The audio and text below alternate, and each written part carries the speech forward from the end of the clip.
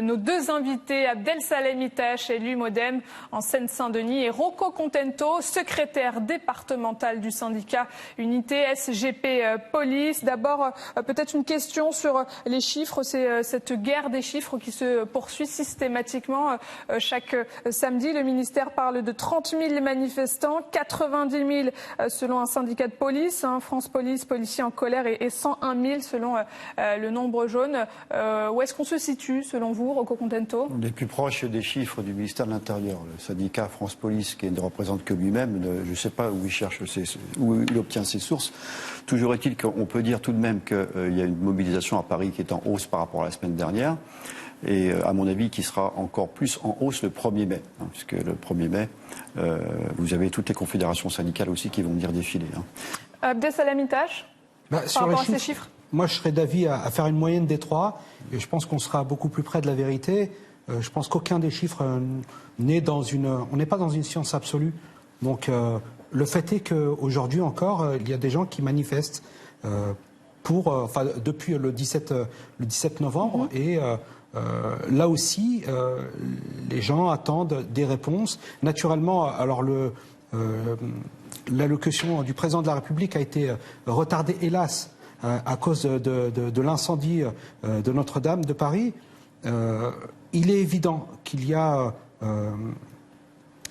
nos citoyens sont impatients, justement, d'entendre le président de la République sur leur situation. Mais moi, j'ai envie, si vous permettez, de dire quand même que ce mal-être, ce malaise social existe depuis 40 ans.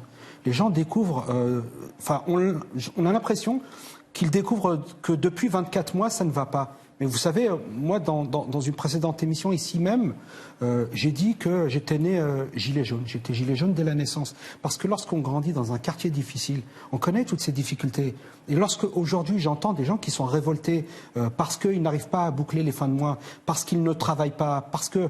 Enfin, je sais pas, mais j'ai l'impression qu'aujourd'hui on découvre la misère sociale, mais elle a toujours existé. Et alors, donc certains s'indignent. C'est peut-être le comportement d'Emmanuel Macron qui a fait déborder le vase. Alors, vous avez sans doute raison sur certains points. En matière de communication, Emmanuel Macron a été d'une grande maladresse. On va aborder l'aspect ISF parce que je pense que ça a été évoqué tout au long de la journée. Il est vrai que le retrait de l'ISF n'a pas... il ne s'agit pas d'une très grosse somme, certes, mais on est de l'ordre de la symbolique. Et vous voyez, et là aussi on parle d'injustice fiscale. Lorsque l'on demande aux mêmes personnes d'être contributeurs, et à côté de ça, certaines personnes qui sont exemptes de toute contribution pour la solidarité nationale, ça pose problème. Problème de sens.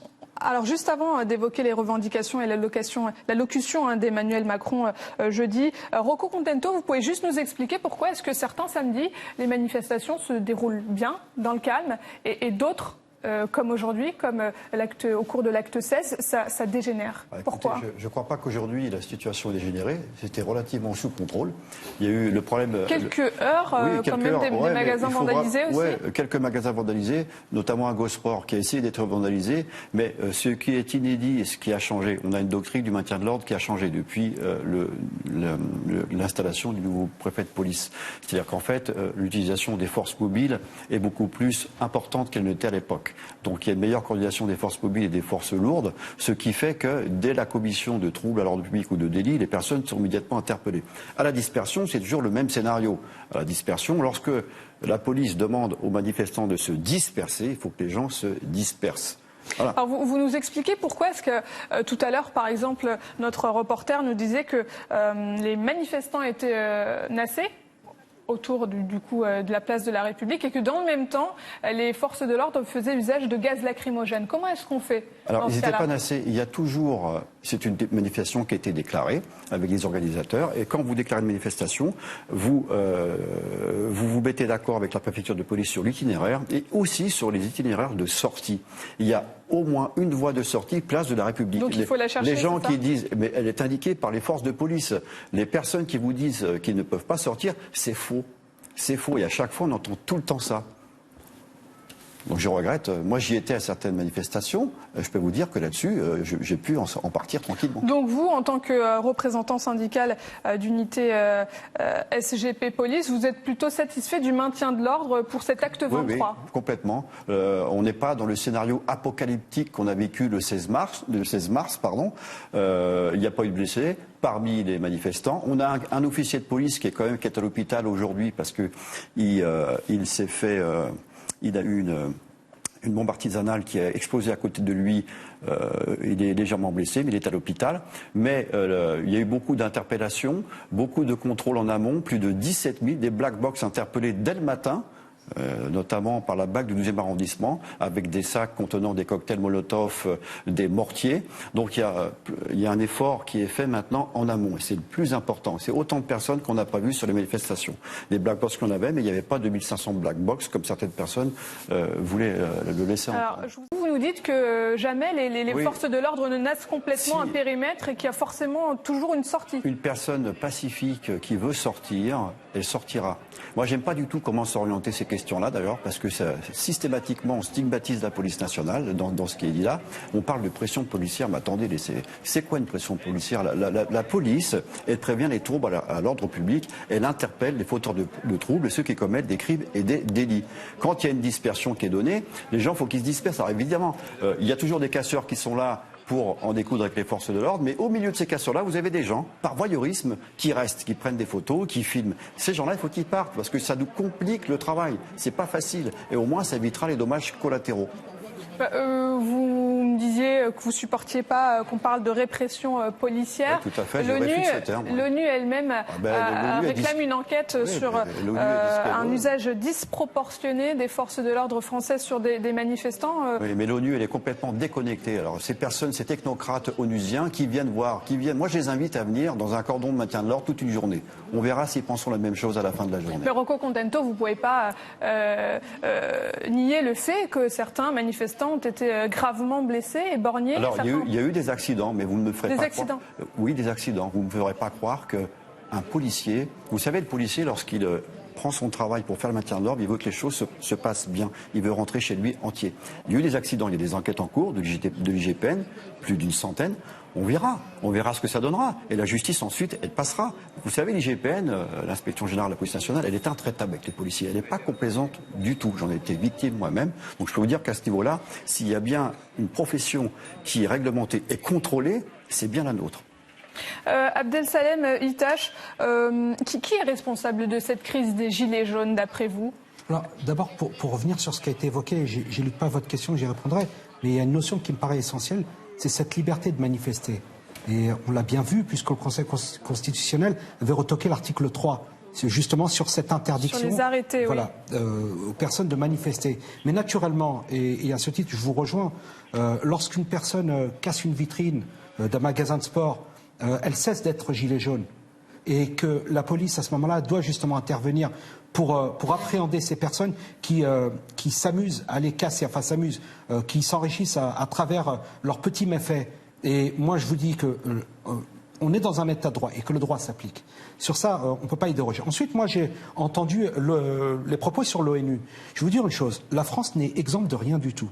Et que l'ONU, l'Organisation des Nations Unies, est en droit d'inspecter tout pays qui viendrait à déroger à des règles fondamentales sur les droits de l'homme.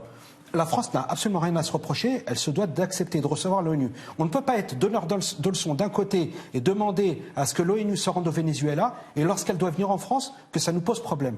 Nous sommes, je pense, un État démocratique et on se doit d'accepter la présence de l'ONU qui est quand même une entité reconnue et qui se doit justement de venir contrôler si les droits de l'homme ont été respectés. Ensuite, moi je tiens à rendre hommage à toutes les forces de l'ordre qui ont été blessées lors de ces manifestations, mais aussi à tous les éborgnés, toutes les personnes qui ont perdu leurs mains. Et je pense aussi à cette dame qui, de chez elle, a reçu une grenade lacrymogène et qui en est morte, et qui ne manifestait pas.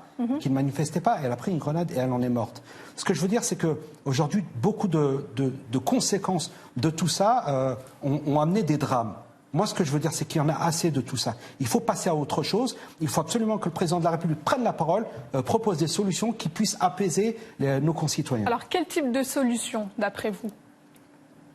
Monsieur Rocco Contento, qu'est-ce que pourrait annoncer Emmanuel Macron pour faire en sorte que cette crise soit terminée? Je suis porte-parole des policiers. Je ne fais pas de politique, j'ai mes idées, mais ne regarde que moi. Simplement une chose, on est dans une crise politique.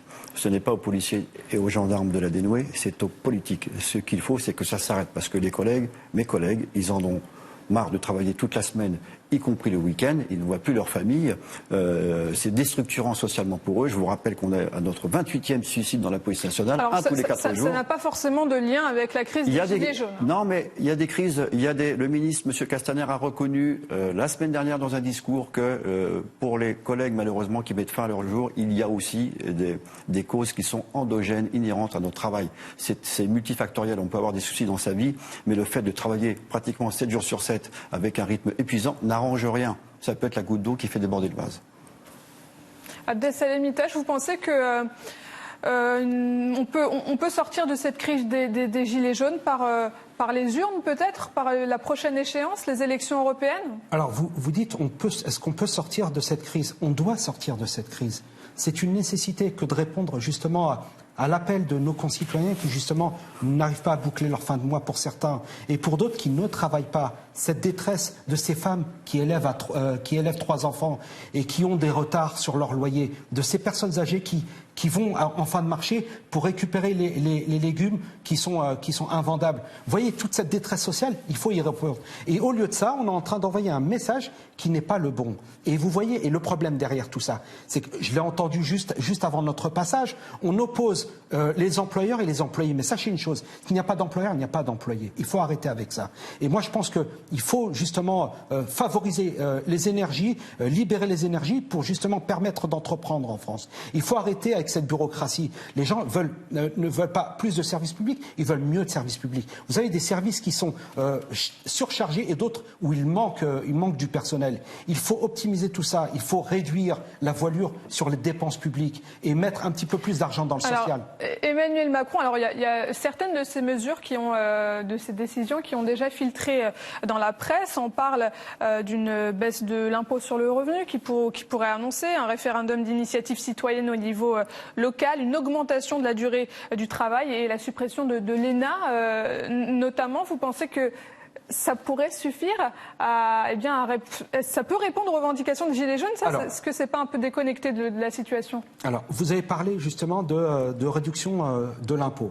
Je pense que beaucoup de Français Encore faut-il avoir du revenu. Non, mais alors vous présumez de propositions qui n'ont pas encore été dites clairement par le président de la République, mais supposons qu'il les ait avancées. Une baisse des impôts, ce qui permettrait de relancer un petit peu la consommation. À côté de ça, mais moi j'irais beaucoup plus loin que ça. Je vais vous donner un exemple. Retirer la TVA sur les produits de première nécessité, ça c'est une nécessité. La deuxième, c'est retirer la TVA sur les produits culturels. Vous voyez, donc. Est-ce que financièrement la France peut se le permettre? Mais c'est pas qu'elle peut, c'est qu'elle doit. Et que de toute façon, vous avez des gens qui sont dans le besoin et dans la nécessité. Et il faut répondre urgemment. Parce que vous savez, lorsqu'arrive la fin de la trêve hivernale et que les gens sont mis dehors, eh ben, ça nous met de la difficulté sociale à gérer. Et vous savez combien coûte une nuit d'hôtel lorsque les conseils départementaux financent l'aide sociale et que les conseils départementaux payent 30 € par nuit pour des familles qui dorment à l'hôtel, qui ne dorment pas dans le confort, eh ben, ça fait 900 €. Rocco Contento, vous pensez qu'il est aujourd'hui temps de tirer la sonnette d'alarme? Vous ne pensez pas qu'il y a depuis cette crise des Gilets jaunes, un fossé qui s'est créé entre les forces de l'ordre et une partie de sa population? Je le regrette, et ce fossé, malheureusement, il est alimenté par les médias. Et ça, je le dis très clairement. Pas par la classe politique? Vous savez, il faut pas être dans la... Le policier, à la base, c'est un citoyen qui subit la crise à titre personnel. Il a aussi des fins de mois difficiles. Un stagiaire qui rentre dans la police nationale, qui doit se loger à Paris, en région parisienne, quand il commence à 1 700 €. Les adjoints de sécurité qui gagnent beaucoup moins. C'est très compliqué pour eux. On subit aussi la crise. On a des fins de mois aussi difficiles. Et on subit la crise aussi à double titre, à titre professionnel. Donc c'est compliqué. Moi, je suis pas dans la confrontation. Il y a beaucoup de revendications des Gilets jaunes qui sont légitimes, complètement légitimes. Ce qu'on réfute, nous, c'est que ce mouvement-là, parce que c'est vrai qu'au début, je pense que l'exécutif a joué sur une stratégie du pourrissement. Mais c'est inédit. Ça fait 23 actes. Et je pense que ça va encore perdurer. Et ça ne finira jamais. Parce que donc votre espoir, c'est l'allocution d'Emmanuel Macron jeudi? Non, c'est même pas mon espoir. Mon espoir, c'est que, je ne sais pas, nous, les policiers, nous, ce qu'on veut, c'est que ça s'arrête, mais malheureusement, nous n'en voyons pas la fin, nous sommes très pessimistes quant à l'arrêt de ce mouvement. Rocco Contento, ces images de manifestations en province, oui. Ça peut se passer dans le calme parfois. Oui, alors grâce aux arrêtés avec les interdictions de manifester au centre-ville, parce que de toute manière, les maires ont pris des leçons par rapport à ce qu'on a pu vivre à Bordeaux notamment, où les centres-villes avaient été saccagés et tous les commerces aussi pillés. Donc là, les commerçants vont respirer un petit peu, parce que moi j'ai aussi une pensée pour tous ces gens qui travaillent aussi. Hein. Abdel Salem Itache, l'interdiction de manifester, l'article a été retoqué par le Conseil constitutionnel, l'article de la loi anti-casseurs. Vous pensez que ça peut être une solution pour éviter ces débordements, Alors, la liberté de manifester est inscrite dans la Constitution. Il est hors de question d'interdire quiconque de manifester. Ensuite, le problème qui s'est présenté à partir du 17 novembre, c'était la difficulté de voir émerger des personnalités qui seraient interlocutrices de l'État pour pouvoir décider d'un circuit, d'un lieu pour manifester, et c'était quand même assez compliqué. Vous savez, le droit de manifester est réglementé. On décide d'un horaire, on décide d'un itinéraire, et on s'y conforme. Vous voyez, et lorsque ça devient n'importe quoi, lorsque ça devient la gabegie, comme c'est arrivé à l'Arc de Triomphe, où on s'est retrouvé avec de la casse et des gens qui sont rentrés dans l'Arc de Triomphe, qui brandissaient des trophées de guerre, des puzzles et cassaient des machines pour récupérer de la monnaie, moi je trouve ça scandaleux. Mais juste dire qu'il ne faut absolument pas remettre ça sur le dos des gilets jaunes qui manifestent pacifiquement. Ce sont des casseurs. Il faut les traiter de cette manière-là. Et lorsque la police intervient et qu'elle interpelle des personnes qui ont été coupables de tels gestes, moi je vous dis, et je l'ai dit tout à l'heure, on est dans un état de droit et on doit payer pour ces erreurs. Rocco Contento, comment est-ce qu'on peut expliquer tous ces blessés graves? Ça veut dire que les forces de l'ordre n'arrivent pas toujours à faire la différence entre casseurs, gilets jaunes? Alors, le problème, c'est que c'est très compliqué, je vous dis, surtout lors des dispersions. Parce que les casseurs, vous savez, ce sont des professionnels de la casse. Eux, ils se font rarement interpeller, connaissant entre guillemets les combines. D'ailleurs, 95% des gardes à vue que nous avons, ce sont des gens qui ne sont pas fichés, pour lesquels c'est une première infraction, un premier délit, sans doute par ce phénomène d'entraînement. On a aussi toute une fange de gilets jaunes qui se radicalisent. On appelle ça maintenant des ultra-jaunes, selon ce que j'entends. Vous dites que les casseurs sont suffisamment malins pour ne pas se faire... Il y en a qui se font... Alors, en amont, heureusement, on interpelle parce qu'aussi, il y a le flair policier, mais les black box, regardez, les black box, ils savaient pertinemment qu'aujourd'hui, ils n'allaient pas venir en masse. Vous savez, un poisson, il est à l'aise quand il y a beaucoup d'eau. Plus il y a de manifestants, plus il y a de monde, plus vous aurez les black box. Puisque eux, ils se désilhouettent, ils se mettent au milieu des manifestants, ils se cachent souvent, et c'est très compliqué pour la police nationale d'aller les interpeller.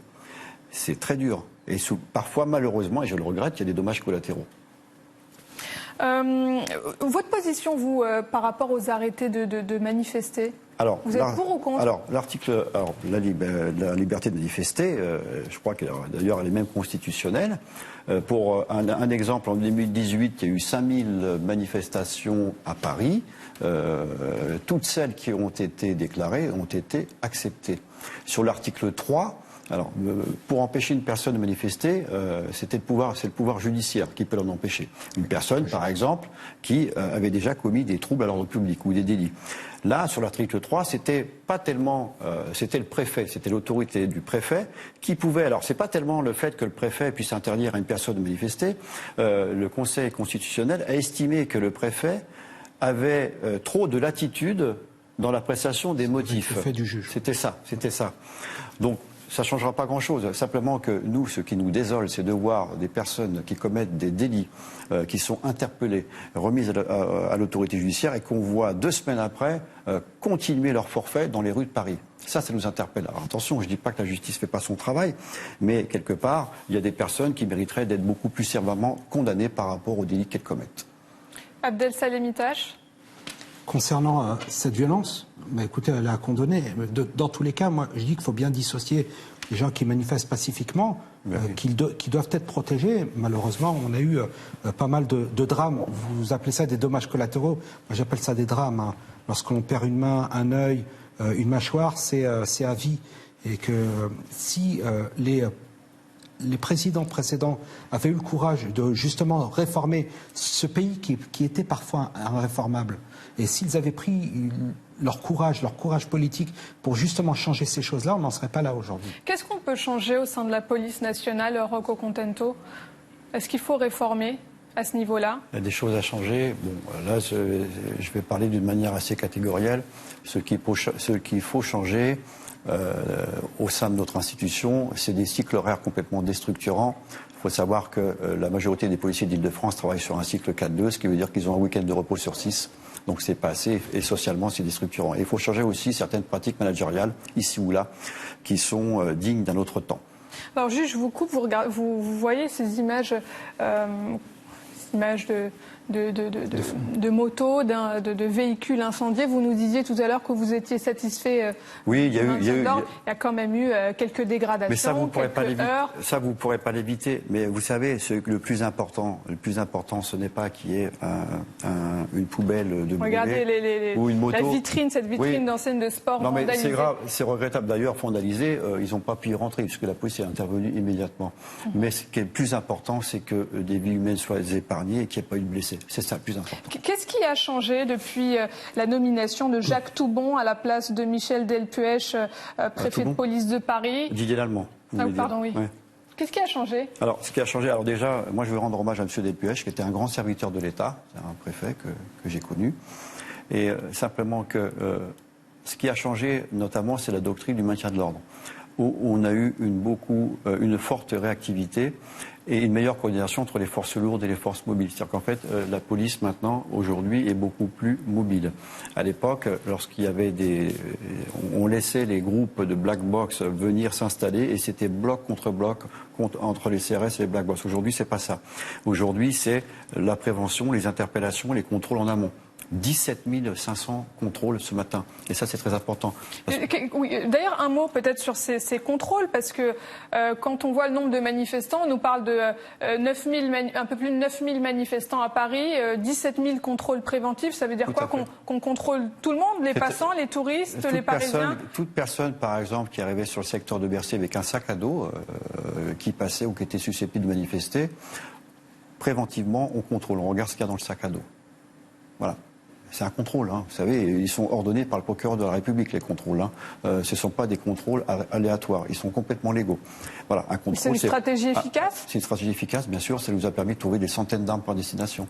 Je vous le dis, ce matin, mes collègues ont interpellé 6 black box, donc d'ailleurs un pompier professionnel qui était parmi ces black box, et avec un sac rempli de bouteilles d'essence, de cocktails Molotov et de mortiers. Voilà. Ça s'est pas retrouvé sur la manifestation. Est-ce qu'on peut faire pour sortir de cette crise? Vous pensez quelle est la mesure phare qu'Emmanuel Macron doit annoncer jeudi pour sortir de cette crise?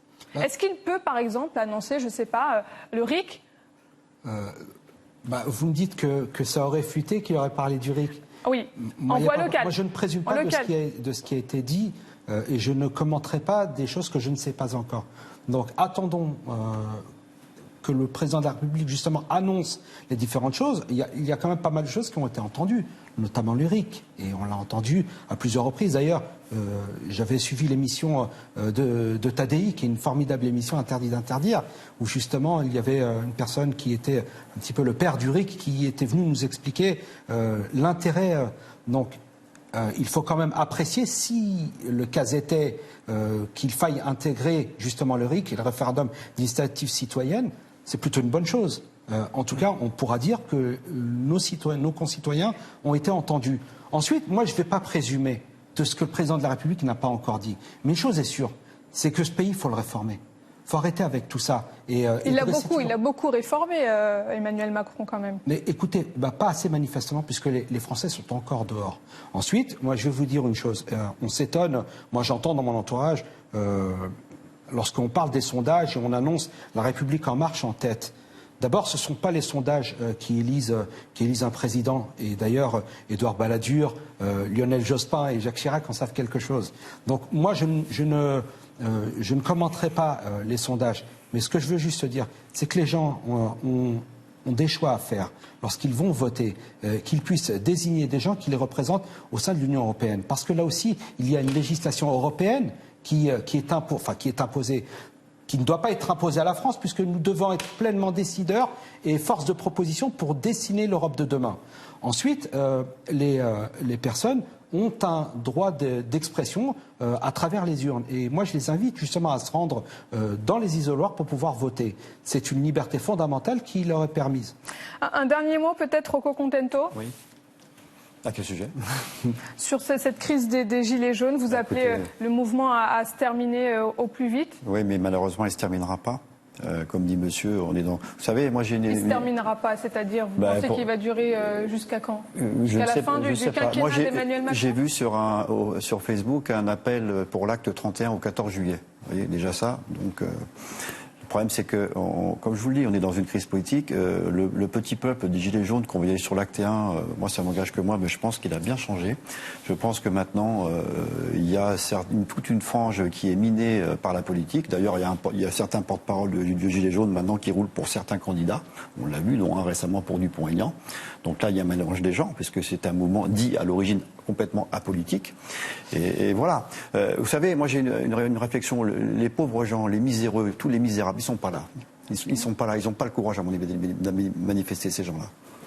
Eh bien, ça sera mot de la fin. Rocco Contento, merci d'avoir répondu à nos questions. Je rappelle que vous êtes secrétaire départemental du syndicat Unité SGP Police. Merci à vous également, Abdel Salem Itache, élu MODEM en Seine-Saint-Denis.